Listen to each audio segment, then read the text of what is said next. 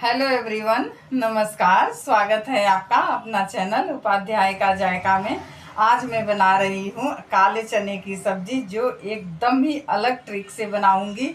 अभी तक तो आपने बहुत बनाए होंगे, लेकिन क्या इस ट्रिक से कभी बनाए हैं? नहीं बनाए हैं ना, तो आप पूरी वीडियो देखिए और बनाने की तैयारी शुरू कीजिए। गर्मी का समय चल रहा है और इतनी महंगी सब्जी, और ऊपर से बिल्कुल ही फ्रेश नहीं मिलती है। तो चलिए फिर शानदार सी सब्जी की तैयारी शुरू करते हैं।